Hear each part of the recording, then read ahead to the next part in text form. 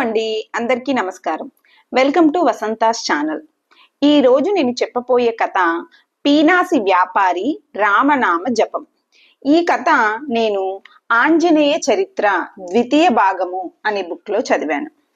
కథలోకి వెళితే, ఎంత విశ్వరూప స్థితిలో ఉన్న భేదభావన జీవుణ్ణి వదిలిపెట్టిపోవటం కష్టం. భక్తి అనే పేరుతో కూడా అది జీవులను వంచిస్తూనే ఉంటుంది. శ్రీరామ ప్రభువు ఆంజనేయుడి విషయంలో దానిని కూడా తొలగించి భక్తిని, విశ్వరూప స్థితిని పరిశుద్ధం చేసిన సంఘటన ఒకటి ఆ రోజుల్లోనే జరిగింది. అదే ఈ కథ. ఆ రోజుల్లో ఆంజనేయుడు రోజు తెల్లవారుజామునే గంధమాదనంలో బయలుదేరి దారిలో పంపా నదిలో స్నానం చేసి శ్రీరాముడు నిద్రలేవక ముందే అయోధ్యకు చేరి ఆయనకు అభ్యంగన స్నానం చేయించి మళ్ళీ వెనక్కు వెళుతూ ఉండటం అలవాటుగా ఉండేది. అయితే ఒక రోజున ఆంజనేయుడు కొంచెం దారి మార్చి వేరే దారి మీదుగా రావాల్సిన సన్నివేశం ఏర్పడింది. ఆనాడు అంత తెల్లవారుజామున ఊరి బయటి పొలాల్లో ఎక్కడో రామనామ జప తరంగాలు విస్పష్టంగా హనుమంతుడికి తగలసాగాయి. హనుమంతుడు ఆనందపడిపోయి, ఆహా, ఎవరు ఈ నామజపం చేసేది అనుకుంటూ ఆ వ్యక్తి కోసం వెతకసాగాడు. వెతకగా ఆ వ్యక్తి దొరికాడు. కానీ ఆ వ్యక్తి పరిస్థితి చూసేసరికి హనుమంతుడికి డోకు వచ్చినంత పనై, చీచీ, నీచుడు, మల విసర్జన సమయంలోన నామజపం చేసేది అనుకుంటూ ఆ వ్యక్తి వీపు మీద అరచేత్తో కోపంగా ఒక చరుపు చరిచి అక్కడి నుంచి వెళ్ళిపోయాడు. దారిలో మళ్ళీ స్నానం చేసి రాముల వారి తలకు నూనె అంటి వంటికి కూడా నూనె రాద్దామని వీపు మీద చెయ్యి వెయ్యగా ఆయన అబ్బా అన్నారు. ఆంజనేయుడు ఉలిక్కిపడి ఏమిటా అని పరిశీలించి చూస్తే రాముల వారి వీపు మీద అరచేతితో ఎవరో కొట్టినట్టుగా అరచేతి వాత ఉంది. ఆంజనేయుడు బెంబేలెత్తిపోయి, స్వామి, మీ వీపు మీద ఈ విధంగా కొట్టి అపచారం చేసిన అధముడెవడు? వాణ్ణి ఏం చేసినా పాపం లేదు అంటూ ఆవేశపడిపోయాడు. శ్రీరాముడు ప్రశాంతంగా నవ్వి, అలా తొందరపడకు ఆంజనేయ, నాకు కావలసిన వాళ్ళే నాకు వాతలు పెడుతూ ఉంటారు, మన వాళ్ళని మనం ఏం చెయ్యగలం అన్నాడు. హనుమంతుడు కొంచెం ఇరుకున పడి ఆ దగ్గర వారు ఎవరై ఉంటారా అని ఆలోచిస్తూ, మిమ్మల్ని కొట్టడమేమిటండి అన్నాడు బాధగా. రాముడు నవ్వి, నన్నంటే నన్నే కాదు, నా భక్తులను కొట్టినా దెబ్బ నాకే తగిలేది అన్నాడు. రామభక్తుల్ని కొట్టేందుకు వాడిది గుండె అంటారా, చెరువు అంటారా? ఇంతకు ఏ భక్తుల్ని ఏ నీచుడు కొట్టాడండి అన్నాడు హనుమంతుడు. రాముడు జాలిగా చూసి ఇలా అన్నాడు, హనుమా, ఈ రోజు తెల్లవారుజామున బ్రాహ్మీ ముహూర్తంలో కాశీనగరపు పొలిమేరల్లో నా భక్తుడొకడు భక్తిగా నా మంత్ర జపం చేస్తున్నాడు. ఇంతలో ఒక పుణ్యాత్ముడు ఆకాశంలో ఎగురుకుంటూ వచ్చి వాడి వీపు మీద కొట్టి పారిపోయాడు. ఆ దెబ్బకు ఆ భక్తుడు చచ్చిపోవలసిందే. ప్రాణాలు పైకి లేచాయి. కానీ ఆ సమయంలో కూడా వాడు నన్నే గట్టిగా పిలుస్తున్నాడు. నేను అయ్యో అనుకున్నాను, అంతే. ఆ దెబ్బ నా వీపు మీదికి వచ్చేసింది. ఆ భక్తుడి జపం నిర్విఘ్నంగా సాగిపోయింది. ఈ మాటలు విని హనుమంతుడి నవనాడులు కృంగిపోయాయి. గొంతు ఎండిపోయింది. మాట పెగలలేదు. ఆయన మెల్లిగా గొంతు కూడా తీసుకొని, రామప్రభు, వాడు నిజంగా అంతటి భక్తుడా? భక్తుడైతే అలాంటి నీచ సమయంలోనా రామజపం చేసేది? నాకు అంతా అయోమయంగా ఉంది ప్రభు అన్నాడు. రాముడు గంభీరంగా చూసి ఇలా ఉపదేశించాడు, హనుమా, జీవులందరూ ఒకే సంస్కారంతో జన్మించరు. నీది ఒక గొప్ప సంస్కారం. నువ్వు విరాట్ రూప భావనలో ఉంటావు. 14 లోకాలు నేనే అనే భావనలో ఉంటావు. అయినా అపవిత్ర జనులు, అపవిత్ర పదార్థాలు నువ్వే అంటే ఒప్పుకోవు. అది వేరే కథ. వాడొక సామాన్య జీవి. వెనుకటి జన్మలో నా ఉపాసన చాలా చేశాడు. కానీ దారిద్ర్యం వల్ల అవమానాలను తట్టుకోలేక డబ్బు డబ్బు అనుకుంటూనే మరణించాడు. ఈ జన్మలో వాడికి డబ్బే ప్రపంచమైపోయింది. డబ్బే జపమైపోయింది. వ్యాపారిగా పుట్టాడు గనుక వ్యాపారమే జీవిత సర్వస్వం అయిపోయింది. కోటీశ్వరుడయ్యాడు. ఈ జన్మలో వాడు పిల్లికి బిచ్చం పెట్టలేదు. దేవుడి మీద పువ్వు వేయలేదు. అయినా ఒక నిజమైన యోగికి ప్రాణాపాయ దశలో ఉన్నప్పుడు అనుకోకుండానే అన్నం పెట్టాడు. అది వాడు పూర్వజన్మలో చేసిన తపస్సుకు ఫలం. ఆ తపస్సు ఇప్పుడు ఈ యోగి రూపంలో వీరి చుట్టూ తిరిగి రామ మంత్రోపదేశం చేస్తాను తీసుకోమని బతిమాలుతోంది. నాకు సమయం లేదు పొమ్మంటున్నాడు వీడు. ఆ యోగి వదిలిపెట్టడం లేదు. చివరికి ఒక రోజున ఆ యోగి పీడపడలేక ఈ వర్తకుడు విసుక్కుంటూ, నాకు దేహ బాధ తీర్చుకునేందుకే సమయం చాలటం లేదయ్యా, నీ మంత్ర జపాలు నేనెప్పుడు చేసేది, పోపో అన్నాడు. ఆ యోగికి వెంటనే ఒక కొత్త ఆలోచన వచ్చి, దేహబాధ కోసం ఊరి బయటికి పోతావు కదా, అప్పుడు నీ వెంట గుమాస్తాలు రారు కదా, లెక్క పుస్తకాలు రావు కదా, ఆ సమయంలో ఏం చేస్తావు, అది వ్యర్థమేగా అని అడిగాడు. వర్తకుడికి దేన్నైనా సరే వ్యర్థం చేయటం అంటే గిట్టదు, సమయాన్ని వ్యర్థం చేయటం అంటే అసలే గిట్టదు.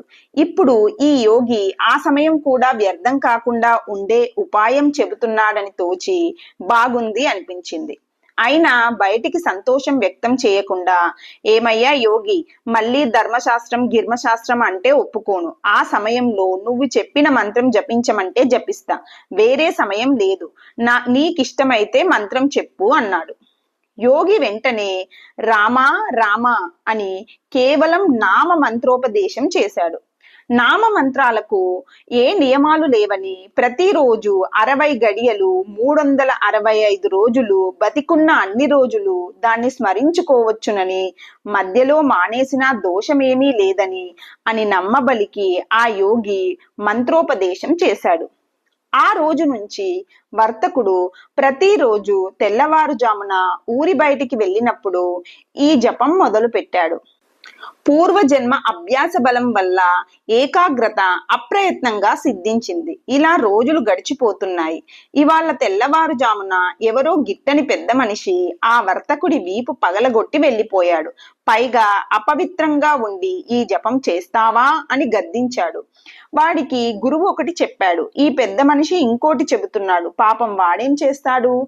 ఏది ఏమైనా ఆ పెద్ద మనిషి ఎవడో నా పేరు మీద గౌరవంతోనే కదా వాణ్ణి కొట్టింది అంటే ఆయనెవడో మనవాడే కదా. ఆయన ఎవడని విచారించామనుకో, కడుపు చించుకుంటే కాళ్ళ మీద పడ్డట్టు అవుతుంది. అందుకోసమని ఆ విచారణే వద్దనుకున్నా. ఏమంటావ్? శ్రీరామ ప్రభు చేసిన ప్రసంగంలో ప్రతి వాక్యము తనకు ఉపదేశమే అనిపించింది హనుమంతుడికి. అందులో ప్రతి వాక్యాన్ని మళ్ళీ మళ్ళీ మననం చేసుకున్నాడు. చేసుకుని చివరికి దోసిలొగ్గి కళ్ళనీళ్లతో, ప్రభు, ఆ పాపిని నేనే అన్నాడు.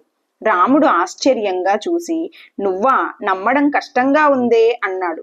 హనుమంతుడు కళ్ళు తుడుచుకొని నేల మీదికి మోకరిల్లి ఇలా విన్నవించాడు, దేవా, నువ్వన్నది నిజం. నేను విరాట్ రూప భావన చేస్తున్నాను, కానీ మరో పక్క నుంచి ప్రదేశాలను, కాలాలను, వ్యక్తులను మంచి చెడులుగా విడదీస్తున్నాను.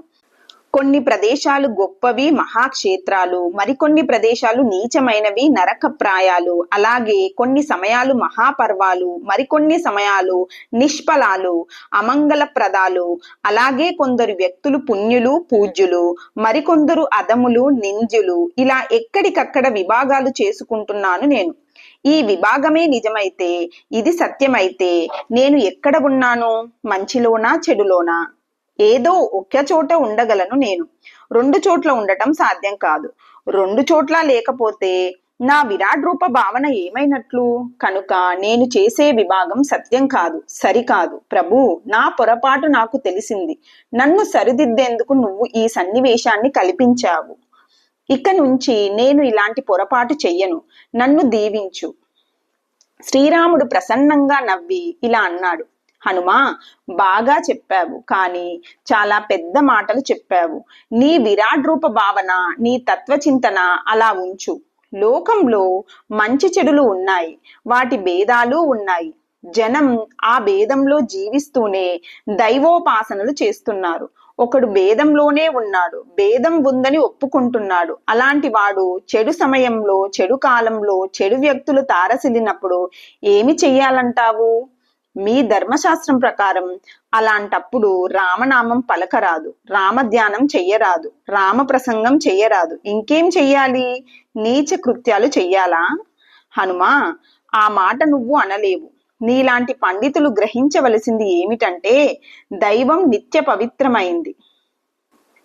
దైవనామ జపం గాని, దైవ స్మరణ గాని, దైవ ధ్యానం గాని చేస్తే అపవిత్రంగా ఉన్న కాలం పవిత్రమవుతుంది. అపవిత్రంగా ఉన్న ప్రదేశం పవిత్రమవుతుంది. అపవిత్రంగా ఉన్న వ్యక్తి పవిత్రుడవుతాడు. సూర్యకిరణం వల్ల చీకటి చెడిపోతుంది, కానీ చీకటి వల్ల సూర్యకిరణం నలుపెక్కదు. అలాగే నామజపం వల్ల పక్కవాడికి పవిత్రత సంక్రమిస్తుందే కానీ పక్కవాడి వల్ల భగవన్నామానికి అపవిత్రత సంక్రమించదు. కనుక హనుమ సర్వకాల సర్వావస్థలోనూ చేయతగ్గది నామజపం ఒక్కటే. భగవన్నామాన్ని ప్రసంగవశాన వేరే అర్థంతో ఉచ్చరించినా చాలు, అది ఆ వ్యక్తిని పవిత్రం చేస్తుంది.